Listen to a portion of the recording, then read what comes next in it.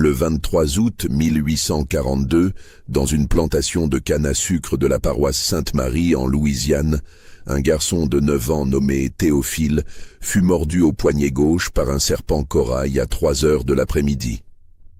À 1 heure du matin, alors que tout le monde avait abandonné l'espoir et préparé le linceul, l'enfant ouvrit les yeux et demanda de l'eau. Les médecins présents jurèrent n'avoir jamais vu pareille chose. Mais ce qui se passa ensuite, dans les semaines qui suivirent, allait diviser la communauté et faire disparaître à jamais certains documents de la plantation Belle-Rive.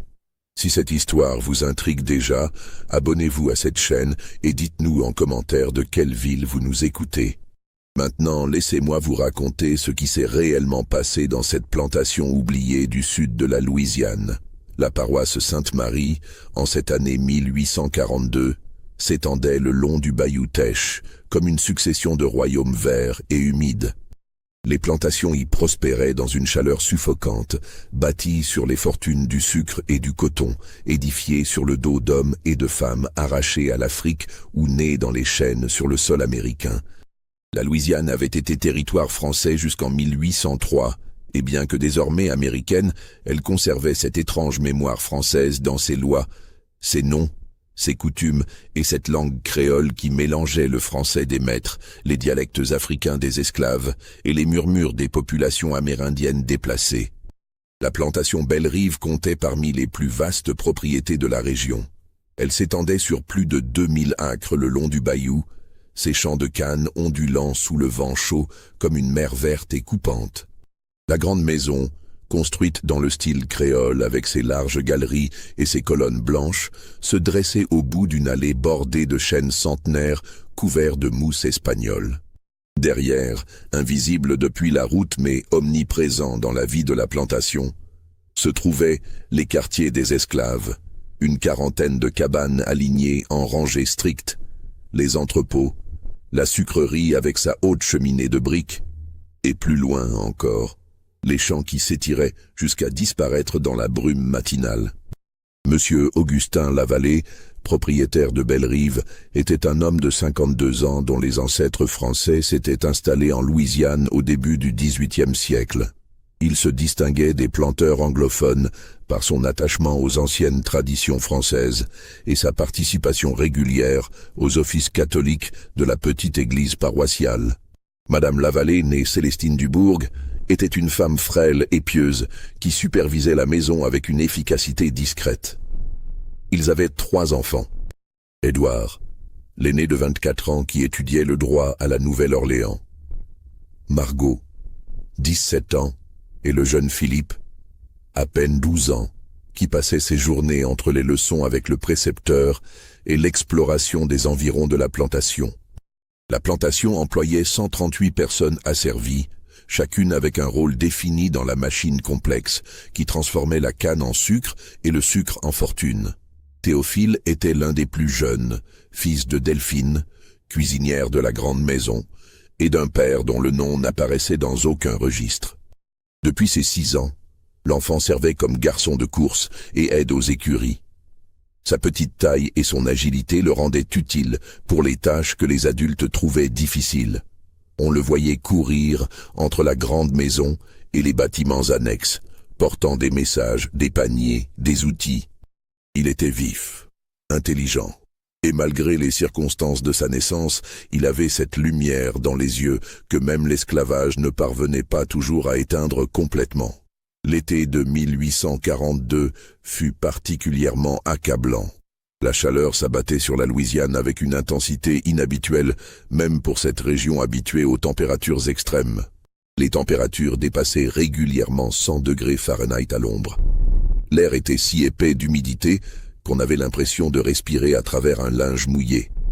Les moustiques formaient des nuages au crépuscule, et avec eux venaient les fièvres qui emportaient régulièrement esclaves et maîtres sans distinction.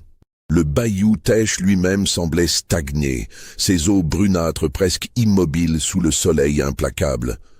C'est dans ce contexte étouffant que se déroulaient les journées interminables des habitants de Belle-Rive. Le travail dans les champs commençait avant l'aube, lorsque la première cloche résonnait dans l'obscurité encore fraîche. Les hommes, Les femmes et même les enfants assez âgés se rendaient aux champs pour le sarclage, l'irrigation, la surveillance constante des plants de canne. À midi, on accordait une pause d'1 heure, moment durant lequel les travailleurs s'effondraient à l'ombre rare, trop épuisés parfois même pour manger la maigre ration de maïs et de lard. Puis le travail reprenait jusqu'au coucher du soleil, et parfois bien au-delà durant la saison de la récolte. Théophile, de par sa position dans la maison plutôt qu'au champ, jouissait de certains privilèges relatifs. Sa mère Delphine veillait à ce qu'il mange suffisamment, lui donnant souvent les restes de la table des maîtres. Il dormait dans une petite alcôve près des cuisines, plutôt que dans les cabanes surpeuplées des quartiers. Et surtout, il avait développé une relation particulière avec le jeune Philippe Lavallée. Les deux garçons, séparés par seulement 3 ans d'âge, mais par un gouffre social infranchissable, passaient néanmoins du temps ensemble. Philippe, enfant solitaire et curieux, trouvait en Théophile un compagnon pour ses explorations, quelqu'un qui connaissait tous les recoins de la plantation, qui savait où trouver les nids d'oiseaux, où les tortues pondaient leurs œufs, où le bayou créait ses petites criques secrètes. Le régisseur de la plantation, un homme nommé Jacques Ferrand, était une figure centrale dans l'ordre quotidien de Bellerive. Originaire de France, arrivé en Louisiane 15 ans plus tôt avec peu de ressources mais beaucoup d'ambition, il avait gravi les échelons pour devenir l'homme de confiance de M. Lavallée. C'était lui qui supervisait le travail au champ, distribuait les punitions, gérait les comptes de la production. Grand, maigre, avec des yeux gris qui ne semblaient jamais cligner, Ferrand inspirait la crainte plutôt que le respect. Il menait la plantation avec une efficacité brutale, convaincu que seule la discipline stricte pouvait maintenir l'ordre parmi une population aussi nombreuse d'esclaves. Il existait également, dans les marges de la plantation, des figures moins visibles, mais tout aussi importantes. Vieille Séraphine, par exemple, une femme d'au moins 70 ans, trop âgée désormais pour le travail des champs, qui vivait dans une cabane isolée près du bayou. Elle servait de sage-femme et de guérisseuse pour la communauté esclave, connaissant les plantes médicinales et les remèdes transmis de génération en génération. Les esclaves venaient la consulter pour leurs maux, leurs blessures, leurs questions sur l'avenir. Madame Lavallée elle-même, bien qu'elle n'en parlât jamais ouvertement, avait plus d'une fois fait appel aux connaissances de Séraphine lorsque le médecin de la paroisse s'avérait impuissant face à certaines afflictions.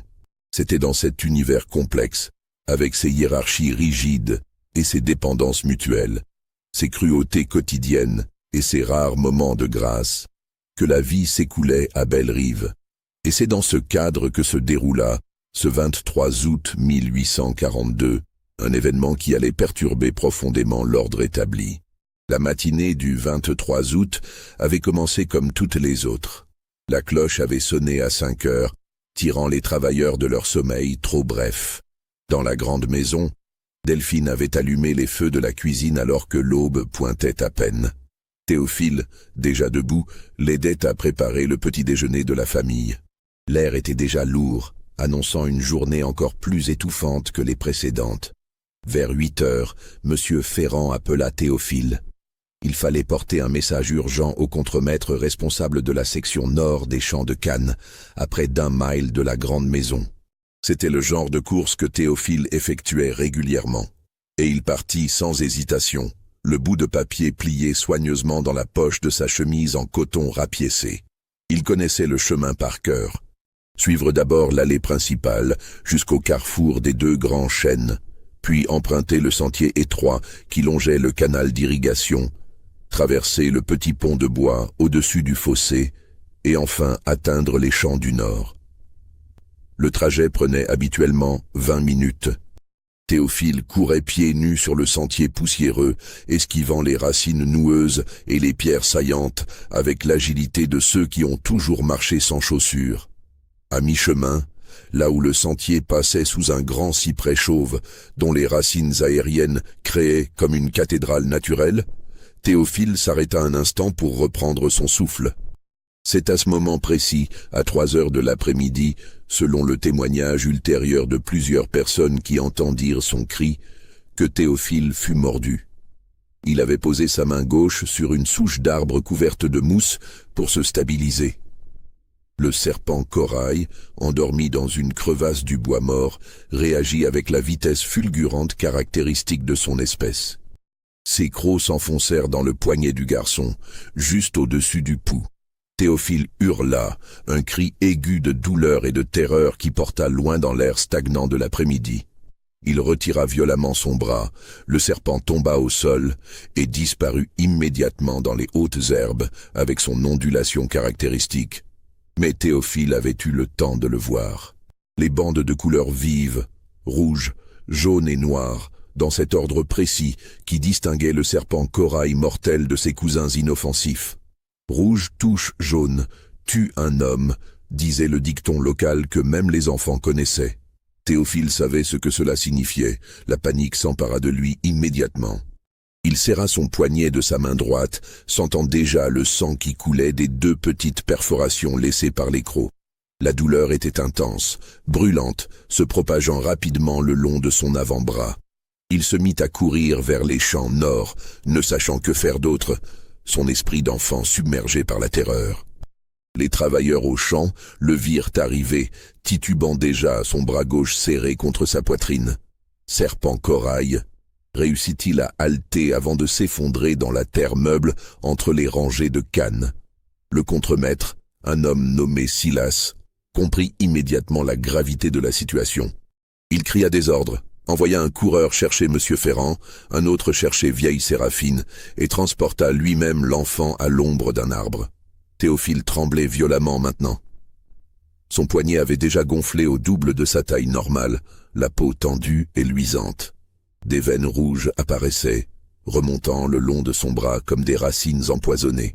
Il gémissait doucement, ses yeux révulsés, sa respiration devenant de plus en plus laborieuse. Vieille Séraphine arriva en premier, marchant aussi vite que ses vieilles jambes le permettaient, portant son sac de toile rempli de ses remèdes.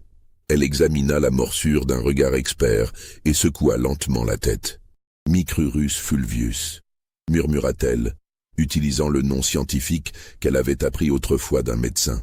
Il n'y a rien à faire. Le venin est déjà dans son sang. Elle fit néanmoins ce qu'elle pouvait.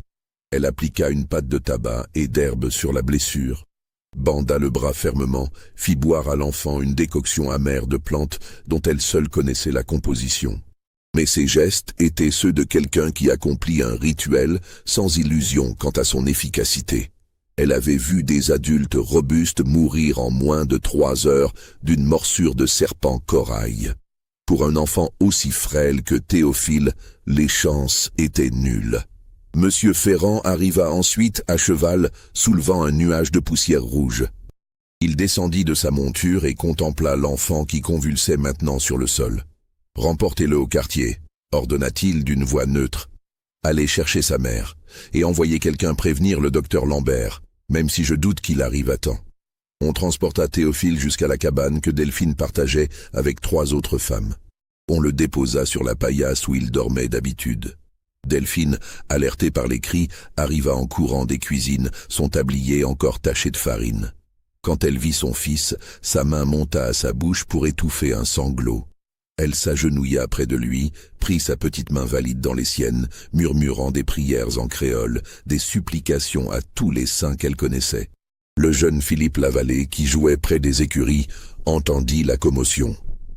Il courut jusqu'au quartier des esclaves, ce qui lui était normalement interdit, et se fraya un chemin parmi la foule qui s'était rassemblée devant la cabane de Delphine. Quand il vit Théophile, étendu et tremblant, son visage devenant gris, ses lèvres prenant une teinte bleutée, il se mit à pleurer. Ce n'était pas un esclave qu'il voyait mourir, mais son ami, le garçon qui lui avait appris à grimper aux arbres et à attraper les écrevisses dans le bayou. Le docteur Lambert arriva vers 5 heures, ayant chevauché depuis le bourg voisin. C'était un homme corpulent d'une 60aine d'années, dont la compétence était limitée, mais qui était le seul médecin disponible dans un rayon de 20 miles. Il examina Théophile, prit son pouls qui faiblissait, observa les pupilles dilatées, la respiration haletante et superficielle, les muscles qui se contractaient de manière incontrôlée. Le venin du serpent corail est neurotoxique, expliqua-t-il à M. Ferrand qui se tenait près de la porte. Il paralyse progressivement tous les muscles du corps, y compris ceux qui contrôlent la respiration. Il n'existe aucun antidote. Tout ce que nous pouvons faire est attendre. Il s'interrompit, puis ajouta avec une franchise brutale. L'enfant sera mort avant l'aube. C'est presque certain. Delphine poussa un gémissement déchirant en entendant ces mots. D'autres femmes vinrent la soutenir, l'entourant de leurs bras, partageant silencieusement sa douleur. Car elles connaissaient toute cette souffrance, cette impuissance devant la mort qui frappait si souvent et si arbitrairement dans leur communauté. Les heures qui suivirent furent une torture pour tous les présents. Théophile alternait entre des moments de conscience et d'inconscience. Parfois, il ouvrait les yeux et semblait reconnaître sa mère, essayant de lui sourire malgré la douleur. D'autres fois, il s'enfonçait dans des abîmes où personne ne pouvait le suivre, son corps secoué de spasmes terribles. Le docteur Lambert resta, davantage pour observer le processus que dans l'espoir de pouvoir intervenir. Il prenait des notes dans un petit carnet, documentant cliniquement les différentes phases de l'empoisonnement. Vers 9 heures du soir, Théophile sembla se calmer. Ses convulsions s'espacèrent, puis cessèrent complètement. Sa respiration, qui avait été si laborieuse, devint presque imperceptible. Le docteur Lambert prit à nouveau son pouls et secoua la tête. « C'est la fin », dit-il doucement. Son cœur va s'arrêter d'un moment à l'autre. Delphine serra son fils contre elle, berçant son petit corps comme lorsqu'il était bébé, chantonnant une mélodie triste que sa propre mère lui avait apprise. Les autres femmes psalmodiaient des prières. Vieille Séraphine, assise dans un coin, les yeux fermés, murmurait des paroles dans une langue que personne ne comprenait, des mots venus d'Afrique, transmis à travers les générations, malgré tous les efforts pour effacer ses mémoires. À 10 heures, le pouls de Théophile était tellement faible que même le docteur Lambert ne le percevait plus. L'enfant était immobile, ses yeux fermés, sa poitrine ne se soulevant plus de manière visible. Le médecin approcha un miroir de sa bouche et ne vit aucune trace de condensation. Il plaça son stéthoscope sur la petite poitrine et écouta longuement. Finalement, il se redressa et prononça les mots que tout le monde redoutait. « Il est parti. L'enfant est mort. » Delphine hurla, un cri d'animal blessé qui déchira la nuit. Les autres femmes se mirent à pleurer et à gémir. Quelqu'un sortit pour sonner la cloche qui annonçait toujours un décès dans la communauté. Son tintement lugubre résonna à travers la plantation, réveillant ceux qui dormaient déjà, annonçant une mort de plus dans ce lieu où la mort était une compagne trop familière. Le docteur Lambert fit ses condoléances, rangea ses instruments et s'apprêta à partir. Monsieur Ferrand, qui était resté à distance pendant toute cette scène, s'approcha de Delphine. « Je suis désolé pour ta perte », dit-il avec une raideur formelle. « L'enfant sera enterré demain matin au cimetière des esclaves. Madame Lavallée a fait dire que tu es dispensé de tes tâches pour 3 jours. » Il se retourna pour partir, puis s'arrêta. « On préparera le linceul cette nuit. Il fait trop chaud pour attendre. » 2 femmes âgées, qui servaient traditionnellement de laveuses des morts dans la communauté, entrèrent avec des bassines d'eau et des linges propres.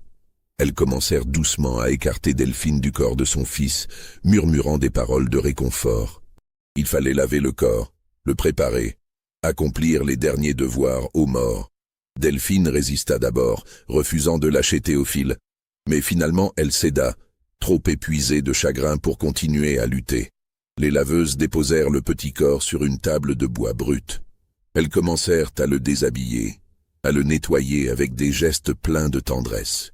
L'une d'elles, une femme nommée Suzanne, remarqua quelque chose d'étrange. « Le bras », murmura-t-elle à sa compagne. « Regarde son bras. » Le bras gauche de Théophile, qui avait été si horriblement gonflé et décoloré quelques heures plus tôt, semblait maintenant presque normal. L'enflure avait considérablement diminué. Les veines rouges qui avaient remonté jusqu'à l'épaule avaient pâli. C'était inhabituel, certes, mais les 2 femmes attribuèrent cela au processus mystérieux qui accompagne parfois la mort. Elles continuèrent leur travail en silence. À minuit, le corps était propre, vêtu d'une simple chemise blanche, les mains croisées sur la poitrine. On avait fermé les yeux avec des pièces de monnaie. On avait noué un mouchoir autour de la mâchoire pour maintenir la bouche close. Le linceul blanc attendait sur une chaise, prêt à envelopper le petit corps avant l'enterrement du matin. Delphine était assise près de son fils, tenant une veille silencieuse. Quelques autres personnes étaient présentes, alternant les prières et les chants funèbres à voix basse. Les bougies projetaient des ombres dansantes sur les murs nus de la cabane. Dehors, la nuit louisianaise bruissait de ses 1000 sons habituels.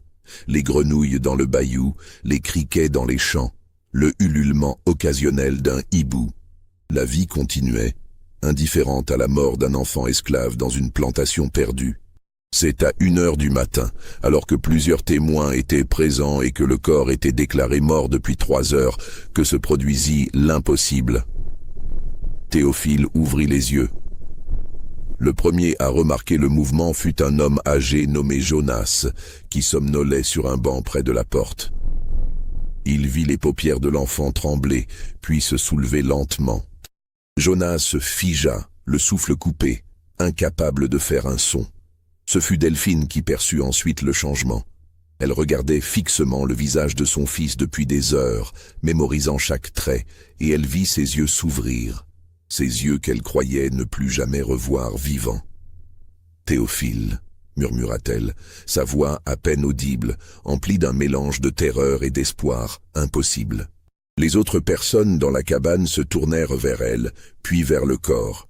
Un silence absolu tomba, si profond qu'on entendait le crépitement des bougies. Les lèvres de Théophile bougèrent. « Maman » dit-il d'une voix rauque et faible. « J'ai soif. » Delphine poussa un cri étranglé et porta ses mains à sa bouche. Une des femmes présentes laissa tomber son chapelet et sortit en courant, criant que l'enfant mort était revenu. En quelques minutes, une foule se rassembla devant la cabane. Les nouvelles se propagèrent comme un feu de prairie à travers les quartiers des esclaves, puis atteignirent la grande maison où M. Ferrand fut réveillé par un domestique terrifié. Le docteur Lambert, qui logeait pour la nuit chez un planteur voisin, fut ramené d'urgence à Bellerive. Quand il arriva, vers 2h du matin, il trouva Théophile assis, soutenu par sa mère, buvant lentement de l'eau d'un gobelet en étain. L'enfant était pâle, manifestement affaibli, mais indubitablement vivant et conscient. Le médecin resta bouche bée pendant un long moment. Puis, reprenant ses esprits professionnels, il s'approcha et commença un examen minutieux. Il prit le pouls de Théophile, faible mais régulier. Il écouta son cœur. Les battements étaient là, lents mais constants. Il examina le bras mordu. L'enflure avait presque complètement disparu. Les marques des crocs étaient encore visibles, mais elles semblaient déjà en cours de cicatrisation. Il regarda dans les yeux de l'enfant. Les pupilles réagissaient à la lumière de la bougie. « C'est impossible », marmonna le docteur Lambert. « J'ai vérifié moi-même. Il était mort. Aucun pouls, aucune respiration. C'est médicalement impossible. Mais Théophile était là, bien vivant, demandant de l'eau et même un peu de nourriture. » Le docteur Lambert passa la nuit entière à l'examiner, à prendre des notes frénétiques, à essayer de comprendre ce qu'il venait de voir. Il interrogea Delphine, les laveuses des morts, tous ceux qui avaient été présents. Tous confirmaient la même chose. L'enfant était mort, absolument mort, pendant au moins 3 heures, et puis il avait simplement ouvert les yeux et demandé à boire. C'était peut-être un état de mort apparente, suggéra finalement le docteur Lambert, s'accrochant à la seule explication rationnelle qu'il pouvait concevoir. Une catalepsie induite par le venin. Le cœur et la respiration ralentis à un point tel qu'ils deviennent indétectables. C'est extrêmement rare, mais j'ai lu des cas similaires dans la littérature médicale. Personne ne sembla convaincu par cette explication, lui-même le premier, car le docteur Lambert savait ce qu'il avait vérifié. Il avait utilisé son stéthoscope, le meilleur instrument disponible pour détecter les battements du cœur. Il avait testé la respiration avec un miroir. Il avait pincé la peau de l'enfant sans obtenir aucune réaction. Selon toutes les connaissances médicales de l'époque, Théophile avait été mort. L'aube se leva sur une plantation transformée par l'événement. La nouvelle s'était répandue non seulement à Bellerive, mais aussi aux propriétés voisines. Des esclaves d'autres plantations, venus livrer des marchandises ou porter des messages, rapportaient l'histoire chez eux. Vers midi, toute la paroisse Sainte-Marie parlait du garçon qui était revenu de la mort. Les réactions variaient selon les personnes et leurs croyances. Parmi les esclaves, beaucoup virent dans cet événement un signe des dieux africains. Ces divinités qu'ils vénéraient en secret, malgré les efforts des maîtres pour imposer le catholicisme. Vieille Séraphine déclara que Théophile avait été touché par Dambala, le grand serpent, et que le serpent corail n'avait pas voulu le tuer, mais l'initier. D'autres parlaient de zombification inversée, de magie créole, de pacte avec des forces invisibles. Les Lavalais et la plupart des planteurs blancs préféraient l'explication du docteur Lambert, aussi insatisfaisante fût-elle. Une catalepsie, un état de mort apparente, une erreur de diagnostic dans des conditions difficiles. C'était rationnel, c'était scientifique, c'était acceptable pour des esprits éduqués du XIXe siècle. Madame Lavallée, particulièrement pieuse, y voyait un miracle de la Vierge Marie à qui elle avait prié pour l'enfant. Elle fit dire une messe d'action de grâce à l'église paroissiale. Mais il y avait aussi ceux qui réagissaient avec peur et suspicion. Monsieur Ferrand était de ceux-là. Il considérait tout événement inexplicable comme une menace potentielle à l'ordre de la plantation. Un esclave qui revenait de la mort, quelle qu'en soit l'explication, était une anomalie dangereuse. Cela pouvait donner des idées aux autres, alimenter des superstitions, créer une agitation qu'il serait difficile de contrôler. Si vous êtes aussi troublé que moi par ce qui vient de se passer, prenez un moment pour laisser un commentaire ci-dessous. Dites-moi ce que vous pensez de cette résurrection impossible. Et maintenant, écoutez ce qui arriva ensuite, car les vraies questions ne faisaient que commencer. C'est vieille Séraphine qui remarqua les premiers signes. Environ 3 semaines après l'incident du serpent, elle observa Théophile traverser la cour, entre la grande maison et les quartiers. L'enfant portait un panier de linge propre, une tâche ordinaire qu'il accomplissait plusieurs fois par semaine. Mais ce qui attira l'attention de Séraphine fut la manière dont il marchait. Ses pas étaient plus assurés, plus délibérés qu'auparavant. Et il y avait quelque chose dans son regard, une intensité nouvelle, comme s'il voyait le monde différemment. Elle l'appela. « Théophile, viens ici, mon enfant. » Le garçon obéit, posant son panier et s'approchant de la vieille femme qui était assise à l'ombre de sa cabane, comme elle le faisait souvent. Séraphine le regarda longuement, ses yeux plissés scrutant le visage de l'enfant. « Comment te sens-tu » demanda-t-elle en créole. « Bien, mamie Séraphine, » répondit Théophile. « Je me sens bien. Tu te souviens de quelque chose, de quand tu étais mort ?» Théophile hésita. Personne ne lui avait posé la question aussi directement. « J'ai des images, comme des rêves, mais je ne sais pas si c'était réel. » Séraphine hocha la tête lentement. « Les esprits t'ont touché, mon garçon. Tu as été choisi pour quelque chose. Je ne sais pas quoi, mais tu portes maintenant une marque. Fais attention. Il y a des forces dans ce monde que nous ne comprenons pas. » Les jours suivants, d'autres observations étranges commencèrent à s'accumuler. Delphine remarqua que son fils semblait connaître des choses qu'il ne devrait pas savoir. Un matin, il lui dit « Maman, ne laisse pas le jeune maître sortir aujourd'hui. Il va se faire mal. » Delphine, bien qu'étonnée, n'y prêta pas vraiment attention jusqu'à ce que, cet après-midi-là, Philippe Lavallée tombe de son cheval et se casse le bras. C'était peut-être une coïncidence, mais cela laissa Delphine mal à l'aise. Un autre jour, Théophile dit à un groupe d'esclaves qui partaient au champ « Le grand chêne près du canal va tomber.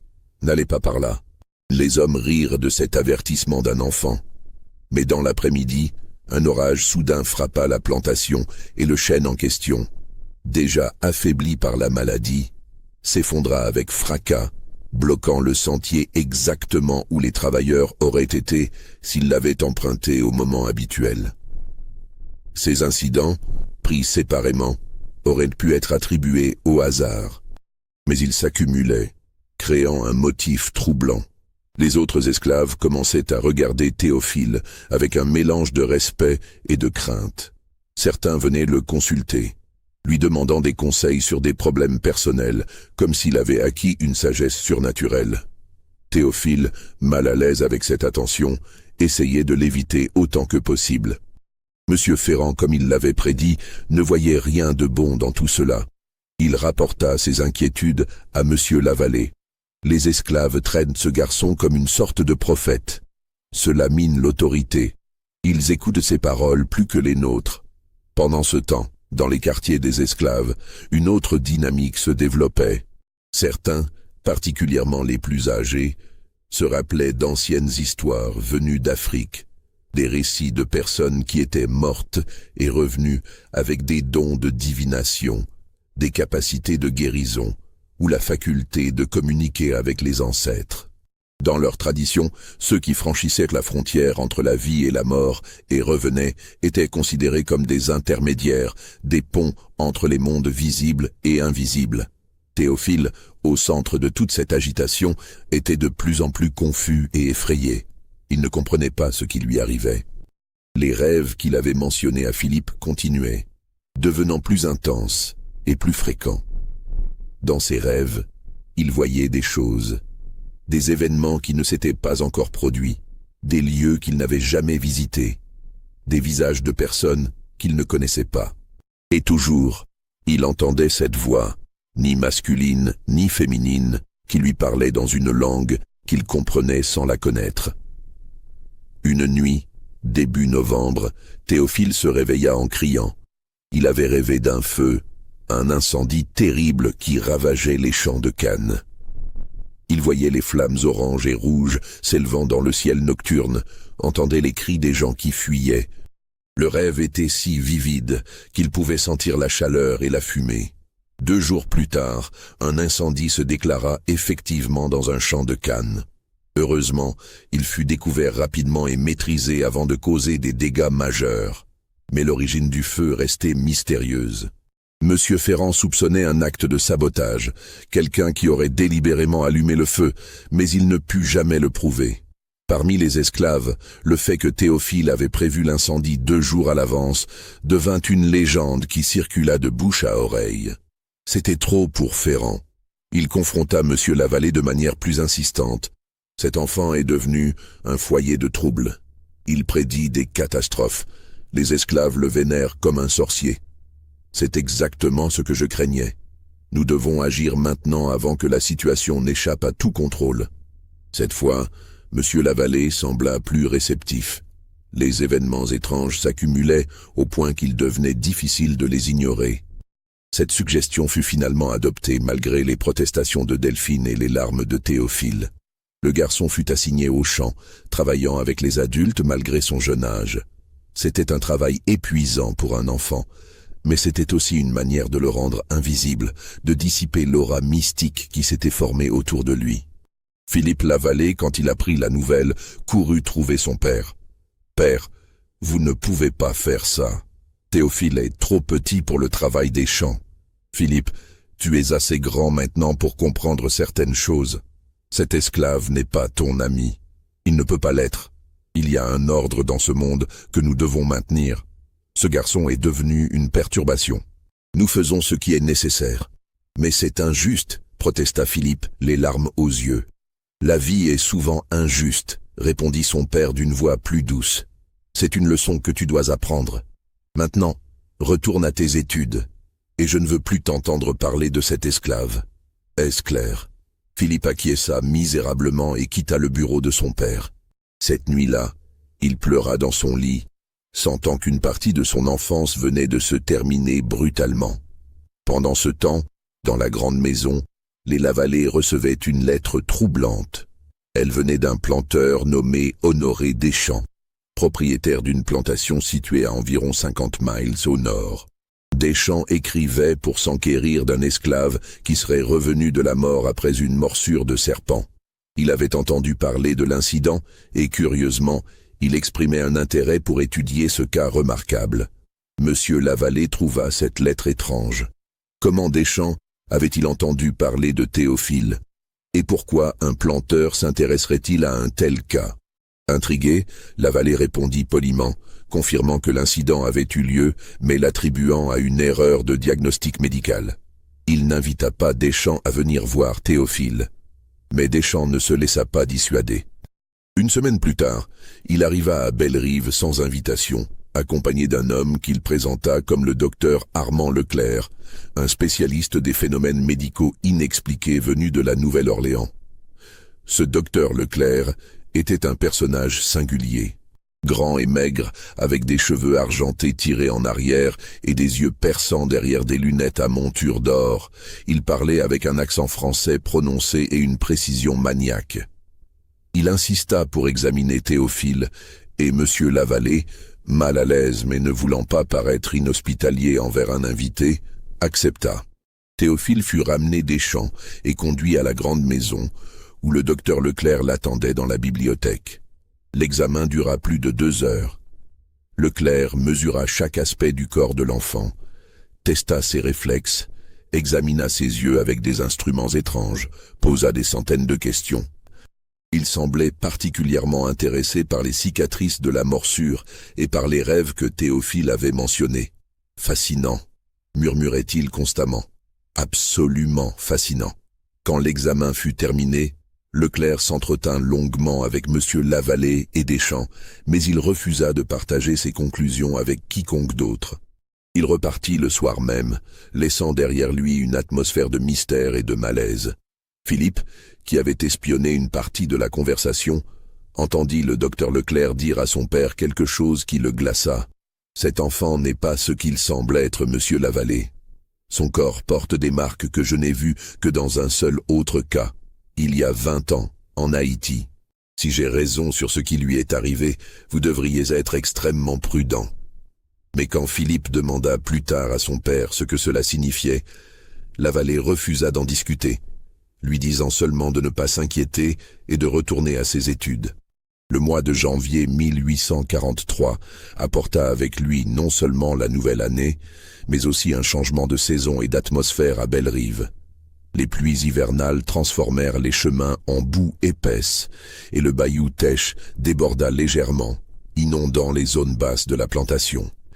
Le travail au champ devint encore plus pénible, les travailleurs pataugeant dans la terre détrempée, leurs vêtements constamment humides et froids. C'est durant cette période que survint un événement qui allait précipiter la crise finale.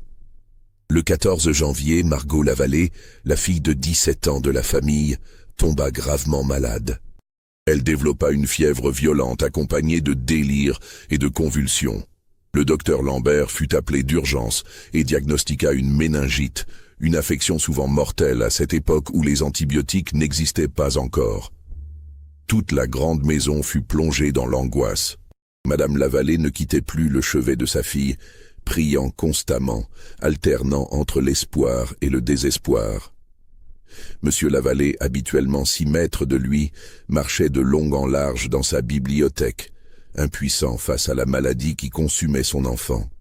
Philippe, terrifié à l'idée de perdre sa sœur, se réfugiait dans les écuries, incapable de supporter l'atmosphère étouffante de la maison.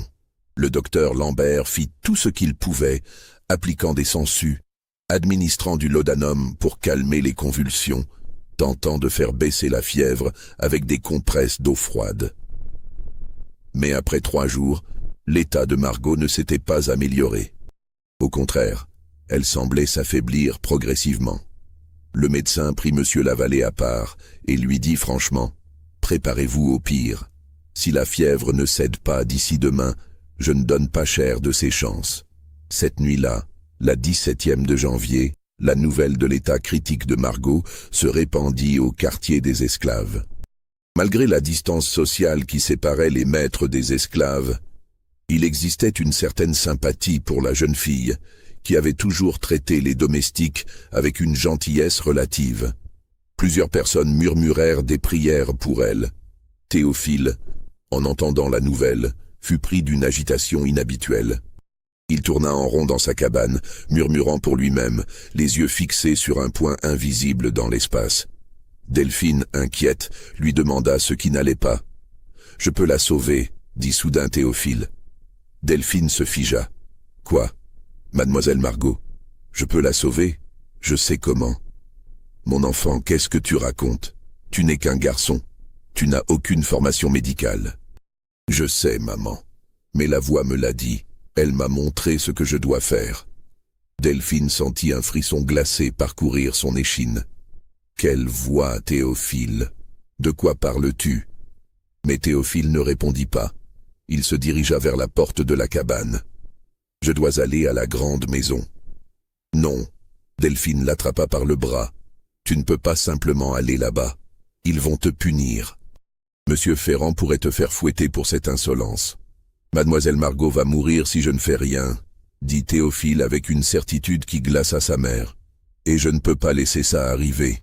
Avant que Delphine ne puisse l'arrêter, il sortit de la cabane et se mit à courir vers la grande maison. Plusieurs personnes le virent passer. Un enfant courant pieds nus dans la boue froide de janvier, son visage déterminé et étrange dans la lumière de la lune presque pleine. Théophile atteignit la grande maison et, sans hésitation, monta les marches de la galerie et frappa à la porte principale. C'était un acte d'audace extraordinaire pour un esclave, particulièrement un enfant. La porte s'ouvrit sur un domestique stupéfait qui était sur le point de repousser rudement l'enfant quand Théophile dit d'une voix forte « Je dois voir Monsieur Lavallée. Je peux sauver Mademoiselle Margot. » Le domestique hésita, puis quelque chose dans l'intensité de l'enfant le convainquit d'aller chercher le maître. Monsieur Lavallée apparut quelques instants plus tard, son visage ravagé par l'inquiétude et le manque de sommeil. « Que veux-tu, garçon » demanda-t-il d'une voix fatiguée. « Je peux guérir votre fille, monsieur, » dit Théophile.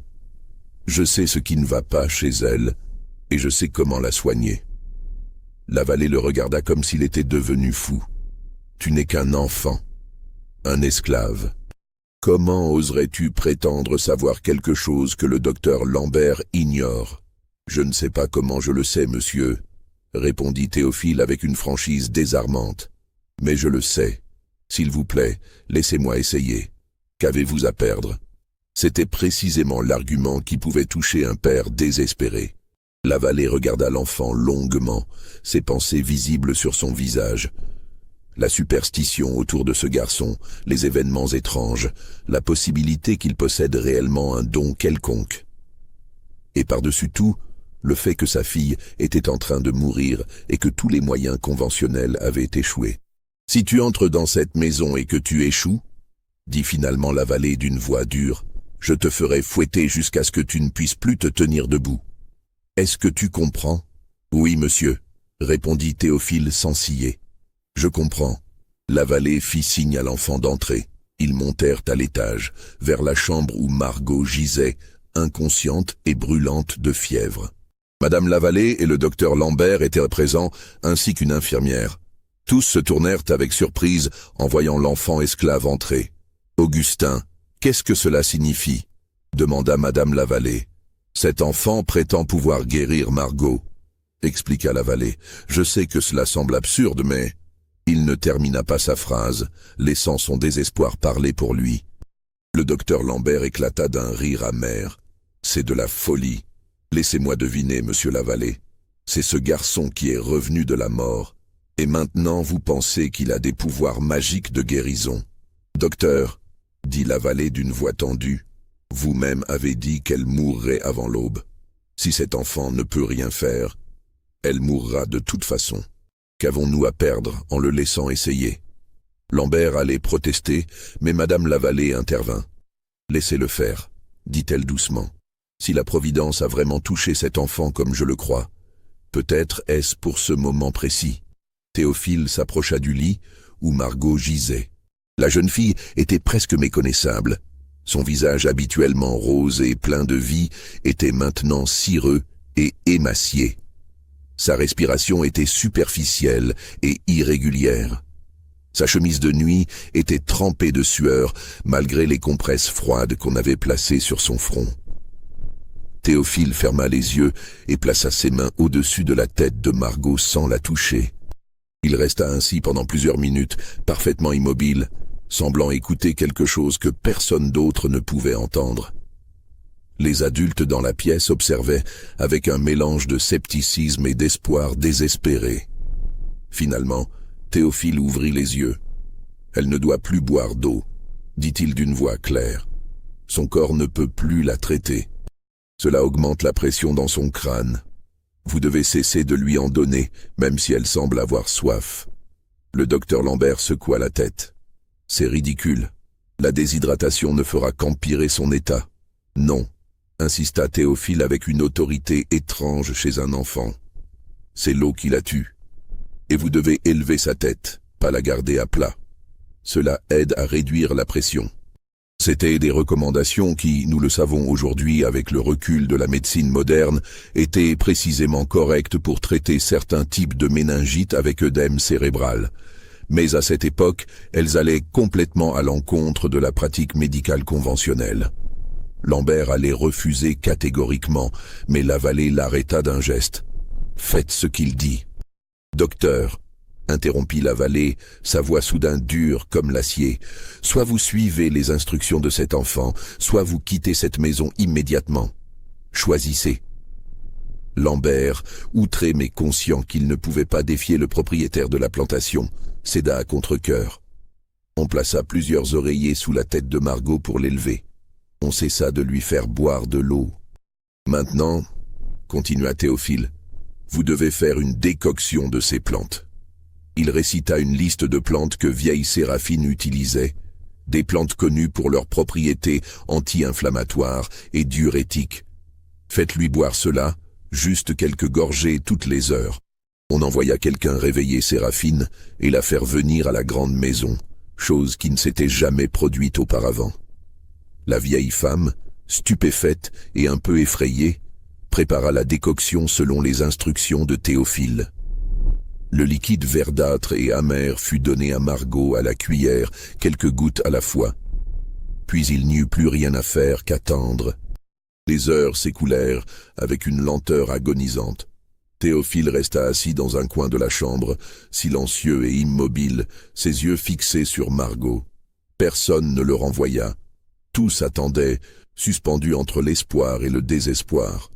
Vers 4 heures du matin, quelque chose changea. La respiration de Margot devint plus régulière. Sa peau, qui avait été brûlante au toucher, sembla se rafraîchir légèrement. Madame Lavallée, qui tenait la main de sa fille, poussa un petit cri. « Elle serre ma main. » Le docteur Lambert se précipita pour examiner la jeune fille. Son pouls était plus fort. Sa température, bien qu'encore élevée, avait commencé à baisser. « C'est incroyable », murmura-t-il.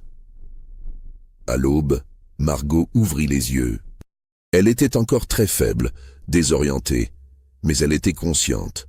Elle reconnut ses parents, murmura quelques mots incompréhensibles, puis se rendormit dans ce qui était visiblement un sommeil naturel, et non plus le coma fiévreux qui l'avait tenue captive.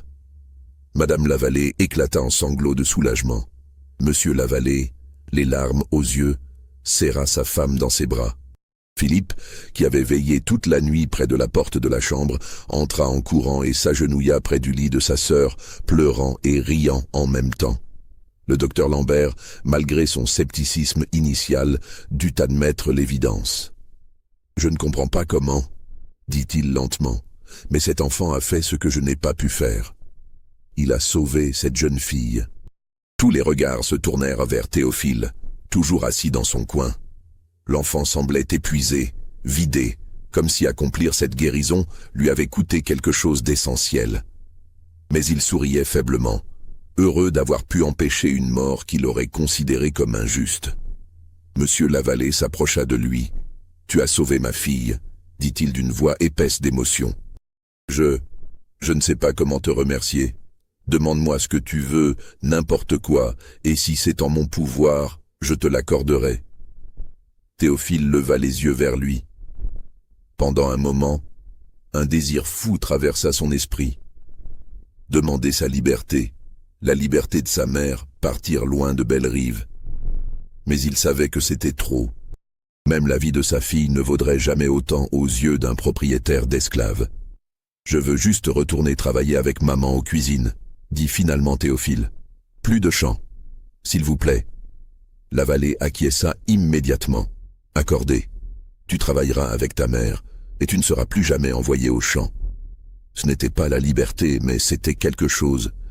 C'était un pas loin de la brutalité du travail agricole, un retour vers une vie légèrement moins dure. Théophile l'accepta avec gratitude, mais cet acte de guérison, aussi remarquable fut-il, eut des conséquences que personne n'avait prévues. La nouvelle se répandit comme une traînée de poudre, non seulement à Bellerive, mais dans toute la paroisse et au-delà. L'enfant esclave qui était revenu de la mort avait maintenant guéri la fille d'un planteur blanc d'une maladie mortelle. La décision de M. Lavallée de vendre Théophile fut prise par une froide matinée de février 1843. Cela faisait presque un mois que la guérison de Margot, et loin de se calmer, l'agitation autour de l'enfant n'avait fait qu'empirer.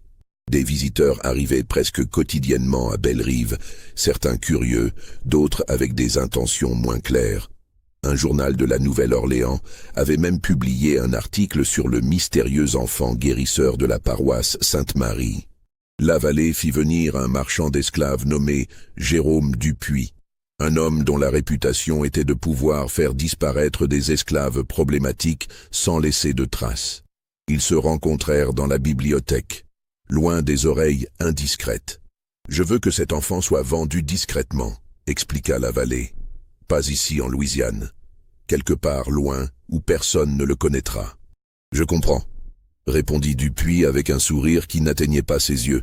« J'ai justement un contact au Texas qui cherche des domestiques pour une grande propriété isolée. Personne ne posera de questions là-bas. Bien, arrangez cela rapidement et discrètement. » Ils négocièrent un prix et l'affaire fut conclue. Le transfert aurait lieu dans une semaine. Mais les secrets sont difficiles à garder dans une plantation. Quelqu'un entendit, quelqu'un chuchota, et en quelques heures, toute la communauté esclave savait que Théophile allait être vendu. La réaction fut immédiate et viscérale. Delphine, en apprenant la nouvelle, courut vers la grande maison, oubliant toute prudence. Elle supplia Madame Lavallée, tombant à genoux devant elle, pleurant et implorant qu'on ne lui enlève pas son fils.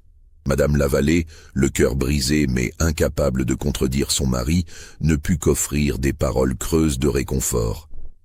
Vieille Séraphine rassembla les anciens pour une réunion d'urgence.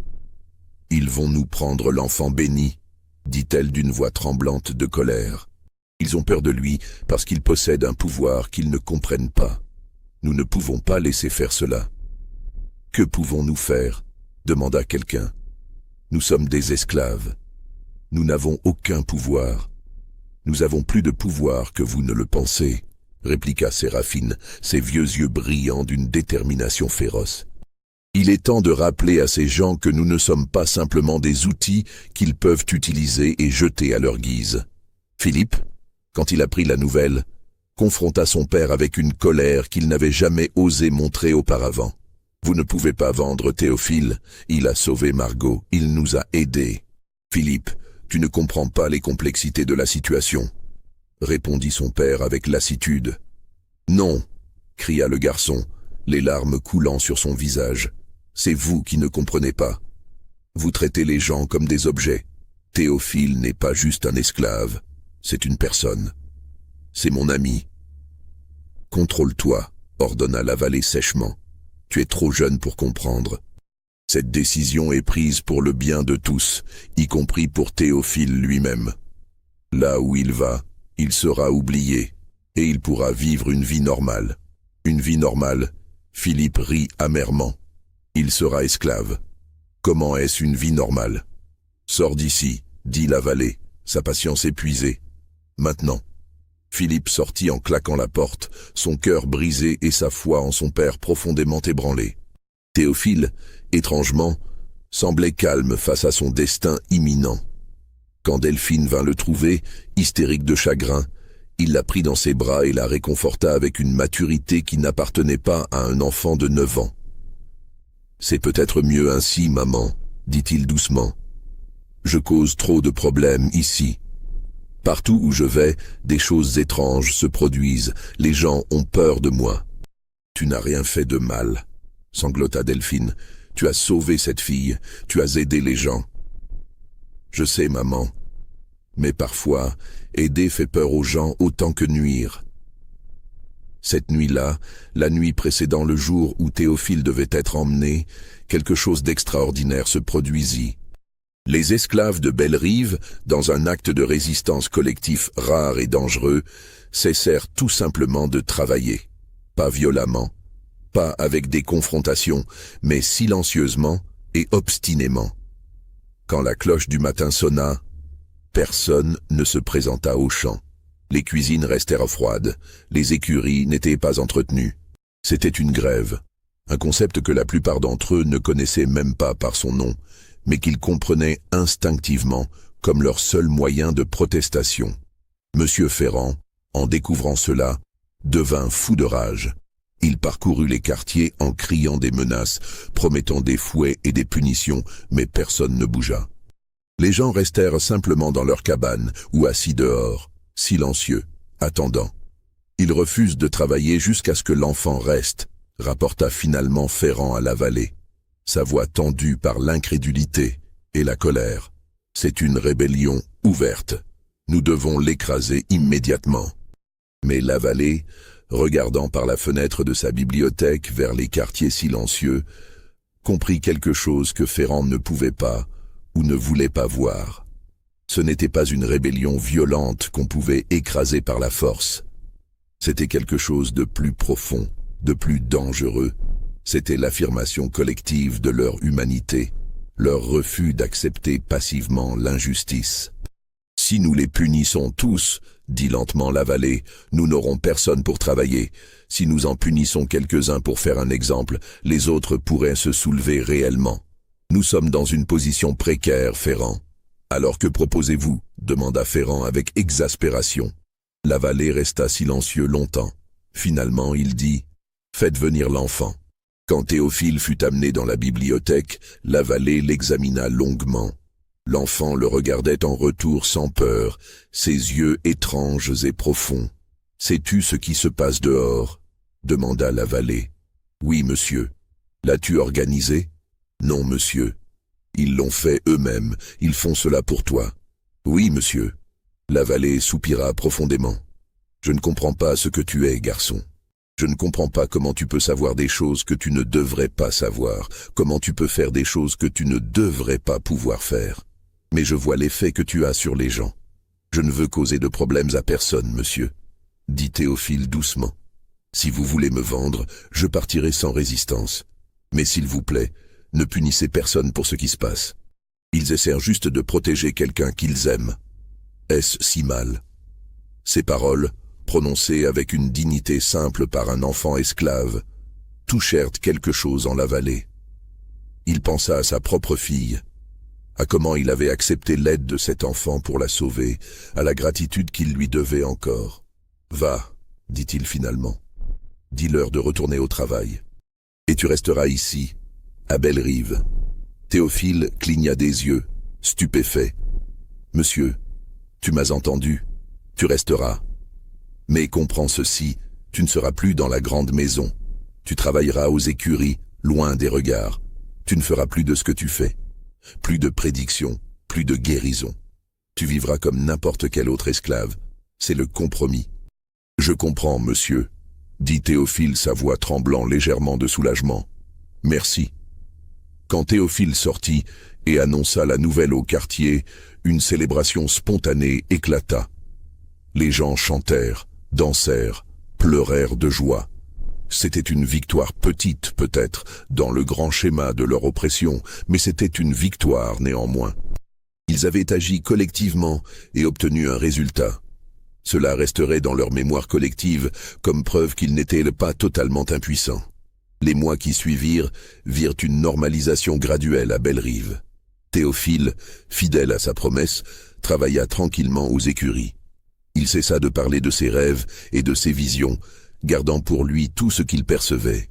Mais ceux qui le connaissaient bien voyaient parfois cette lueur dans ses yeux, cette indication qu'il voyait plus que ce qui était visible aux autres.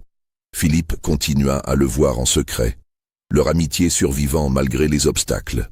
Delphine, reconnaissant au-delà des mots que son fils soit resté avec elle, reprit ses tâches aux cuisines avec un cœur plus léger. Vieille Séraphine, dans sa sagesse, comprit que Théophile devait marcher un chemin difficile. Elle continua à l'instruire discrètement, lui enseignant comment contrôler et masquer ses dons, comment survivre dans un monde qui craignait ce qu'il représentait. Et Théophile lui-même. Il grandit, passant de l'enfance à l'adolescence dans les années qui suivirent. Il devint plus fort, plus sage, portant toujours en lui le mystère de ce qui s'était passé ce jour doux, où un serpent corail l'avait mordu et où, 10 heures plus tard, l'impossible s'était produit. Les documents officiels de la plantation Belle-Rive pour l'année 1842 mentionnent l'incident du serpent dans une seule ligne. Théophile, esclave domestique 9 ans, a survécu à une morsure de serpent venimeux. Incident notable. Aucune mention de sa mort temporaire, aucune référence à la guérison de Margot, aucun détail sur la grève ou la résistance collective. L'histoire officielle, comme toujours, cache plus qu'elle ne révèle. Mais dans la mémoire orale de la communauté esclave de la région, l'histoire de Théophile vécut longtemps. Elle fut racontée et re-racontée, changeant et s'enrichissant à chaque répétition, devenant une légende qui inspirait l'espoir dans les moments les plus sombres. Des décennies plus tard, longtemps après que l'esclavage lui-même eût été aboli, les descendants de ceux qui avaient connu Théophile racontaient encore l'histoire du garçon qui était mort et revenu, qui pouvait voir l'avenir, qui avait inspiré son peuple à se lever et à résister. Qu'est-il advenu de Théophile finalement? Les archives deviennent muettes. Son nom disparaît des registres de Belle-Rive en 1859, sans explication. Certains disent qu'il s'est échappé vers le nord via le chemin de fer clandestin. D'autres affirment qu'il a acheté sa liberté avec de l'or qu'il avait trouvé grâce à ses visions. D'autres encore murmurent qu'il n'est jamais parti, qu'il vécut jusqu'à un âge avancé sous un nom différent, guidant discrètement son peuple à travers les décennies tumultueuses qui suivirent. Alors, vous qui avez écouté cette histoire jusqu'au bout, qu'en pensez-vous? Était-ce un miracle, une coïncidence extraordinaire ou quelque chose que nous ne pouvons pas encore comprendre? Croyez-vous que Théophile ait réellement possédé des dons surnaturels ou y a-t-il une explication rationnelle à tout cela? Partagez vos pensées dans les commentaires ci-dessous. Et si cette histoire vous a troublé autant qu'elle m'a troublé en la recherchant, abonnez-vous à cette chaîne et partagez-la avec ceux qui apprécient les mystères authentiques de notre passé. Car le plus terrifiant dans cette histoire n'est pas ce qu'elle raconte, mais le fait qu'elle pourrait être vraie. Les archives sont là, fragmentées et incomplètes, mais elles existent. La plantation Belle-Rive a réellement existé dans la paroisse Sainte-Marie. Les registres paroissiaux confirment l'existence d'une famille Lavallée possédant une grande propriété dans cette région durant cette période. Et quelque part, dans les vieux documents jaunis conservés dans les archives de la Louisiane, il y a cette ligne énigmatique sur un enfant esclave nommé Théophile qui a survécu à l'impossible. Ce qui est certain, c'est que l'histoire de Théophile touche à quelque chose de profond dans l'expérience humaine. Notre capacité à survivre à l'inimaginable, à trouver de la force dans l'adversité, à résister même quand la résistance semble futile. C'est une histoire sur les mystères de la vie et de la mort, sur les dons et les malédictions, sur la manière dont les événements extraordinaires peuvent émerger des circonstances les plus sombres. Et si jamais vous vous retrouvez en Louisiane, dans la région du Bayou Teche, et si vous entendez parler d'une vieille plantation abandonnée avec des chênes centenaires couverts de mousse espagnole, peut-être devriez-vous vous arrêter et écouter. Car on dit que par certaines nuits, quand la lune est pleine et que le vent souffle doucement à travers les champs vides, on peut encore entendre l'écho d'une cloche qui sonne et le murmure d'une voix d'enfant qui raconte des histoires du futur, des avertissements jamais entendus, des vérités que personne ne voulait croire. Que vous choisissiez de croire ou non, une chose est certaine. Le 23 août 1842, quelque chose d'extraordinaire s'est produit dans une plantation de la paroisse Sainte-Marie. Quelque chose qui défia toute explication. quelque chose qui changea à jamais la vie de tous ceux qui en furent témoins, et quelque chose qui continue même aujourd'hui à nous interroger sur les limites de ce que nous considérons comme possible.